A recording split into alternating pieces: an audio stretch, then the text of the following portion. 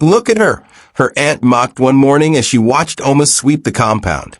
A cursed child with a face only darkness would love. No wonder her parents left her behind. Her cousins giggled. They had learned well from their mother. Oma, do you really have a face under those bandages, or is it just scars everywhere? One of them taunted. Maybe that's why she covers up, another cousin chimed in. She doesn't want to scare people away. Oma clenched her broom tighter, fighting back the tears. She had learned long ago that crying only gave them more satisfaction. School had been no better. The whispers followed her wherever she went. She looks like a mummy, one boy had laughed her in recess. No worse? Like something out of a horror story, a girl added. That was the day she stopped going. It was easier to disappear, easier to become the shadow they already believed her to be. While other children played and studied, she cooked, cleaned, and served. She was not a niece in her uncle's house. She was a servant, invisible until needed.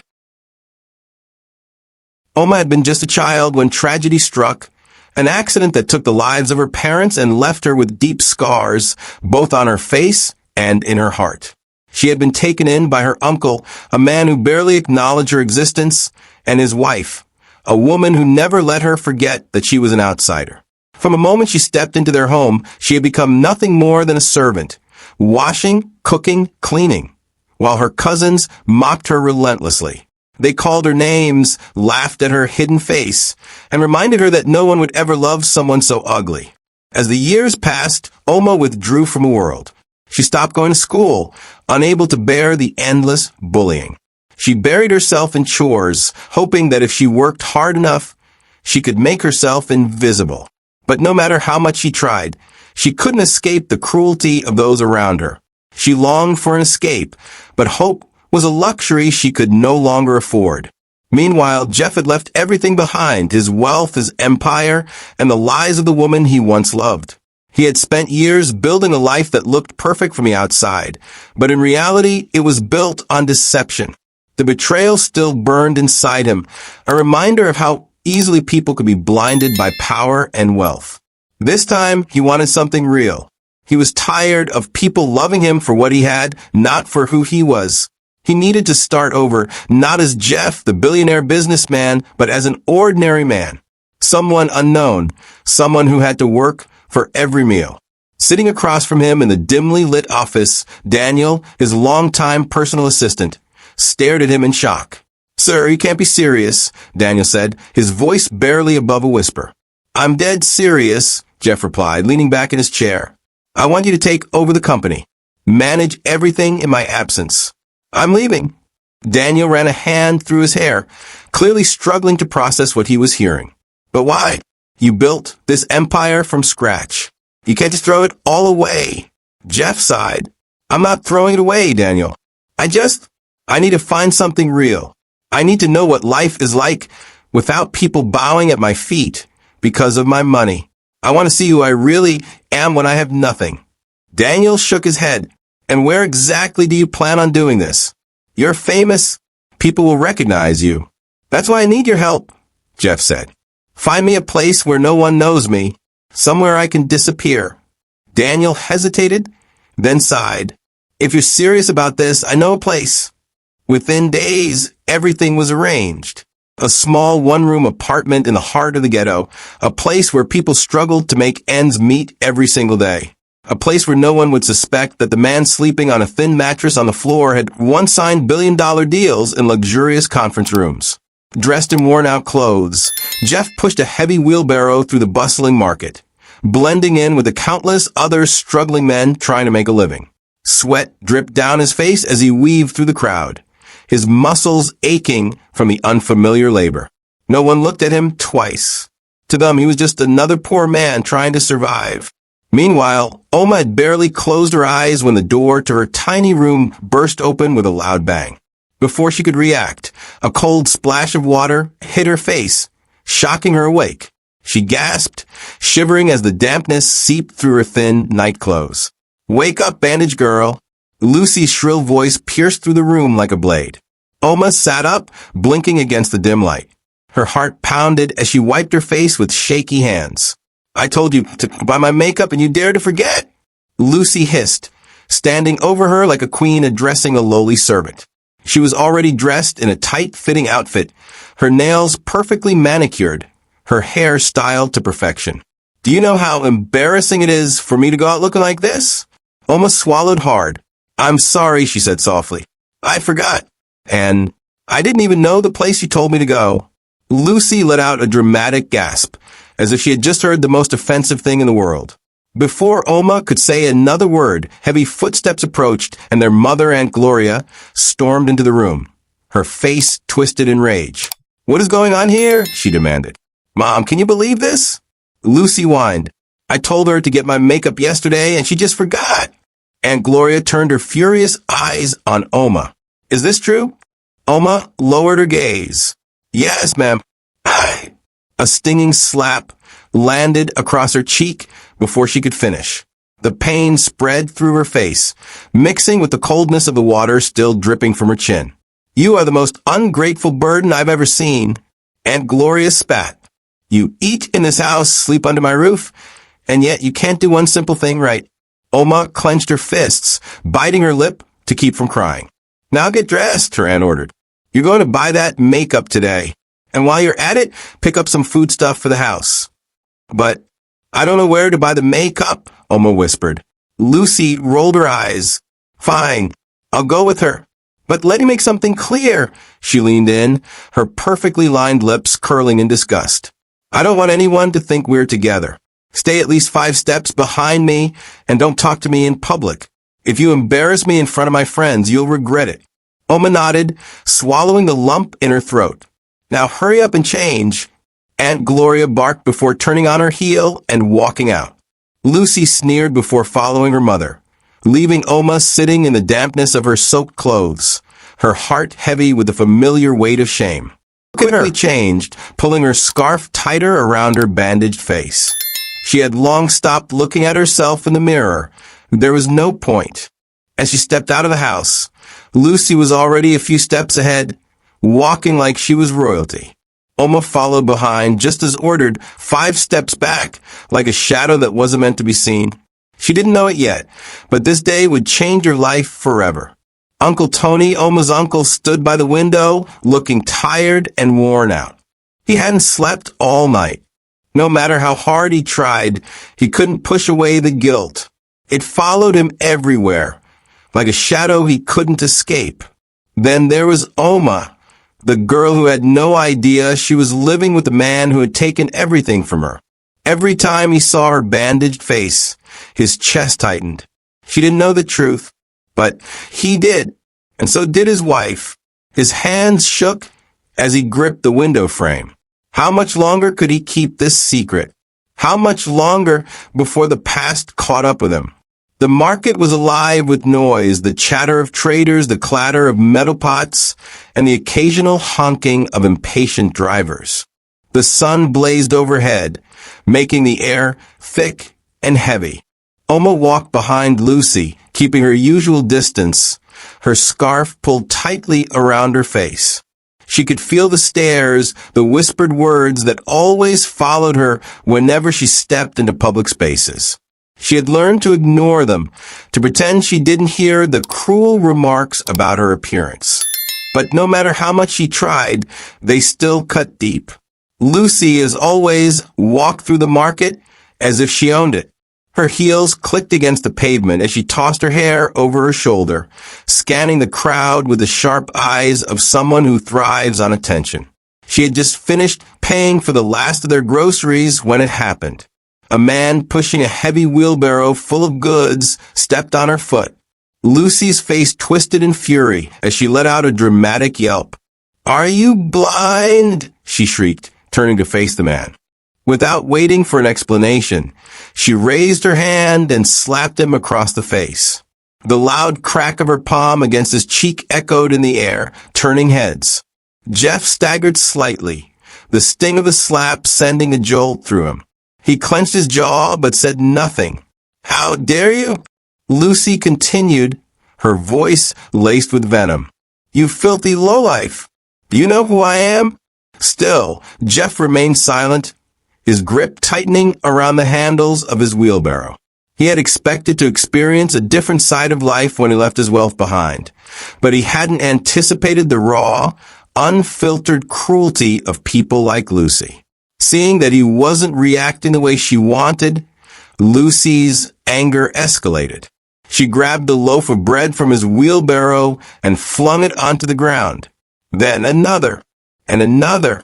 "Let's see how you like it when your hard work goes to waste," she hissed, knocking over a bag of rice, causing it to spill onto the dusty ground. Oma stood frozen, horror gripping her as she watched the scene unfold. People had begun gathering around, some whispering, others watching with amusement. She wanted to stop Lucy, but she knew better than to interfere when her cousin was in one of her moods.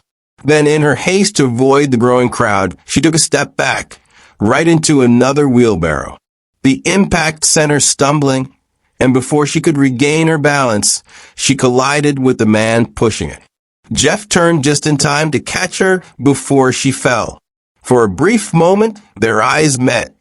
Oma's heart pounded. She waited for the disgust, the mockery, the usual reaction when someone saw her up close. Instead, she saw something else in his eyes, kindness, understanding, as if he really saw her beyond the bandages and the scars. "I'm sorry," she mumbled quickly, gripping the handle of her basket tightly, preparing to move away. "No, it was my fault," Jeff said, his voice calm despite the chaos happening around them. Oma blinked, unsure of what to say. No one had ever spoken to her like that after seeing her face, not with such genuine softness. Before she could respond, Lucy's voice cut through the air again. "Don't talk to him, Oma," she snapped. "He's just a filthy market rat. Just look at him." Oma glanced back at Jeff. His clothes were worn, his hands calloused from labor, and sweat clung to his brow from the heat. But unlike Lucy, who was filled with malice, this man had something she had never seen before, a quiet strength. Jeff let out a slow breath, glancing between the two girls. He could already tell what kind of person Lucy was, but the other girl, she was different. She wasn't like the cruel cousin throwing his goods onto the ground. There was something sad in her eyes, something that reminded him of himself. "Looks can be deceiving," Jeff finally said, looking straight at Lucy. "You should be careful who you call filthy." Lucy scoffed, rolling her eyes. Whatever. Oma, let's go." Oma hesitated. For the first time in a long time, someone had looked at her without judgment. But before she could say anything, Lucy grabbed her arm and yanked her away. As she was pulled through the crowd, she found herself glancing back one last time. And there he was, standing amidst the spilled goods, watching her. The journey home was filled with Lucy's endless complaints. "Can you believe the audacity of that man?" she huffed, flipping her hair dramatically. "He should be grateful I even spoke to him." Oma remained silent. There was no point in arguing. Lucy was a kind of person who thrived on belittling others, and Oma had learned long ago that defying her only led to more suffering. Instead, she focused on putting one foot in front of the other. Meanwhile, in his small, bare apartment, Jeff sat on the edge of his mattress, lost in thought. The slap still burned on his cheek, but it wasn't Lucy's cruelty that bothered him. It was the other girl, the one with the bandages. He had seen something in her eyes that mirrored his own pain. He had abandoned his wealth to escape the fake smiles, the greed, and the betrayals that came with money. But she had no wealth, no privilege, yet she was trapped in a different kind of prison. He wondered what really happened to her. He sighed, running a hand through his hair. He hadn't expected this. He had come here to disappear, to start fresh. But now there was a girl with sad eyes and a hidden face who had unknowingly left a mark on him. Passed, but neither Oma nor Jeff forgot their brief encounter. Oma went about her daily routine, cleaning, cooking, enduring Lucy's taunts and Aunt Gloria's sharp words. Jeff, on the other hand, continued his work in the market, pushing his wheelbarrow under the blazing sun, earning just enough to get by. He was always contacting his PA to give him an update of what was going on in the company. Oma had been just a child when tragedy struck, an accident that took the lives of her parents and left her with deep scars, both on her face and in her heart. Afterward, she had been taken in by her uncle, a man who barely acknowledged her existence, and his wife, Aunt Gloria, who never let her forget that she was an outsider. From the moment she stepped into their home, she had become nothing more than a servant, washing, cooking, cleaning, while her cousins mocked her relentlessly. They called her names, laughed at her hidden face, and reminded her that no one would ever love someone so ugly. Meanwhile, in a world far removed from hers, Jeff had walked away from everything, his wealth, his empire, and the lies of the woman he once loved. He had spent years building a life that looked perfect from the outside, but in reality, it was built on deception. The betrayal still burned inside him, a reminder of how easily people could be blinded by power and money. This time, he wanted something real. He was tired of people loving him for what he had, not for who he was. He needed to start over, not as Jeff, the billionaire businessman, but as an ordinary man. Someone unknown, someone who had to work for every meal. With the help of his personal assistant, Daniel, he settled into a small one-room apartment in the ghetto, where no one would recognize him. He took up work in the local market, pushing a wheelbarrow, blending in with the countless struggling men trying to make a living. One afternoon, Oma was sent on an errand by her aunt. She clutched a small sum of money tightly, knowing that if anything happened to it, there would be hell to pay. As she walked through the crowded streets, two street boys noticed her and immediately started making fun of her. "Hey, bandage girl, why do you hide your face? Are you a ghost?" one of them taunted, laughing cruelly. Oma lowered her gaze and quickened her steps, hoping to escape their mockery. But in her haste, she didn't see the stone in her path. Her foot struck it hard, sending her stumbling forward. She hit the ground with a thud, her basket toppling beside her. A wave of embarrassment washed over her as people turned to look. She hurriedly picked herself up, brushing the dust off her dress, and gathered her things. It wasn't until she reached the market that she realized the money was gone. Her stomach twisted in panic. She retraced her steps frantically, searching the ground, but it was nowhere to be found. Tears threatened to spill from her eyes. Aunt Gloria would never believe her.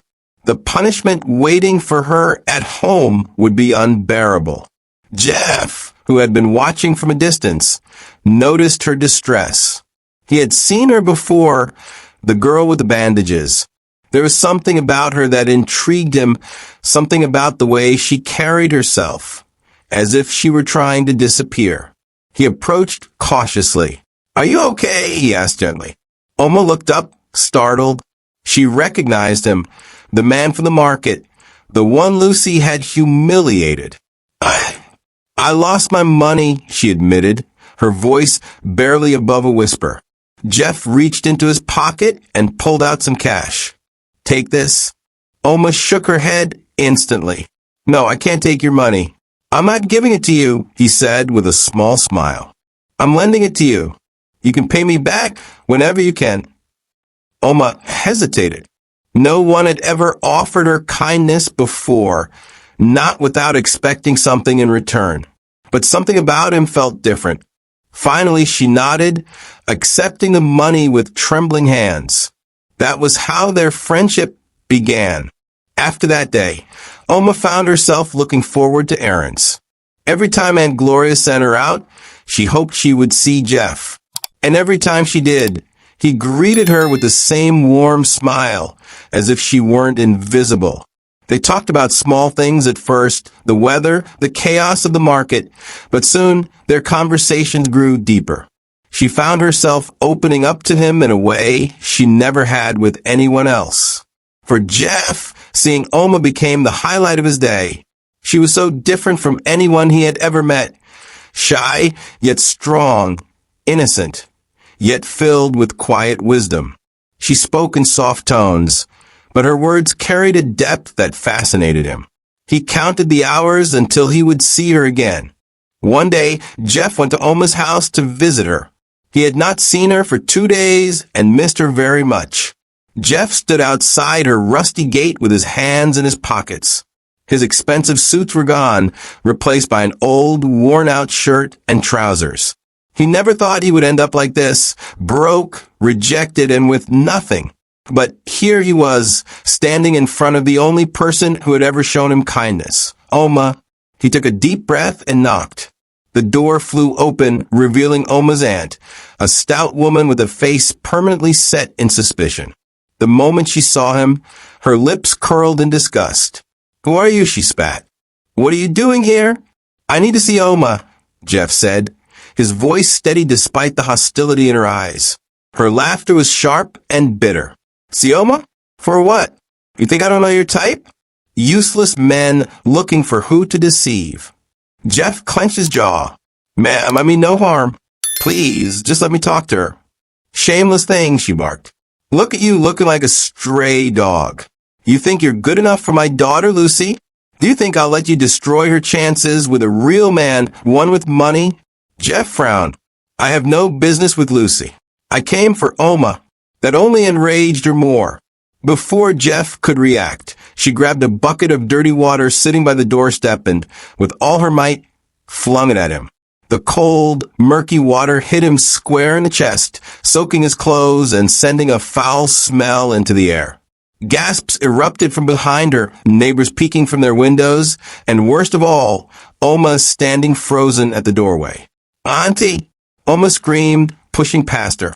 "What did you do?" "I'm protecting Lucy, foolish girl," her aunt snapped. "This one is nothing but bad luck. Look at him, he has nothing. He'll drag my daughter down with him." Jeff stood there, fists clenched at his sides, humiliated but silent. He wanted to lash out to defend himself, but what could he say? He did look like a beggar. Oma turned to him, eyes filled with something he couldn't place. Pity? Pain? Before she could reach him, her aunt, in her rage, grabbed her arm to pull her back. "Stay away from him," she barked.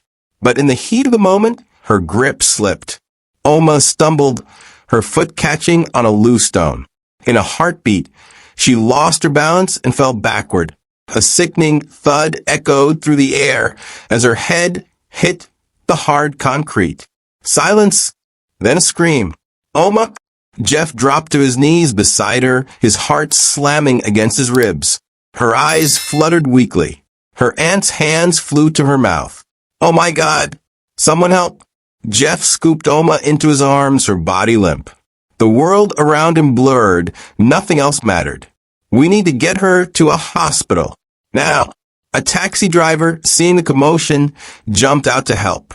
Jeff climbed into the car with Oma, her head resting against his chest. As the vehicle sped away, he held her close, whispering, "Stay with me, Oma. Please." But her silence haunted him. And for the first time in his life, Jeff felt truly afraid. His hands trembled. His heart pounded. Would she be okay? Would she even wake up? As the car raced through the streets, one thought echoed in his mind. If anything happened to Oma, he would never forgive himself.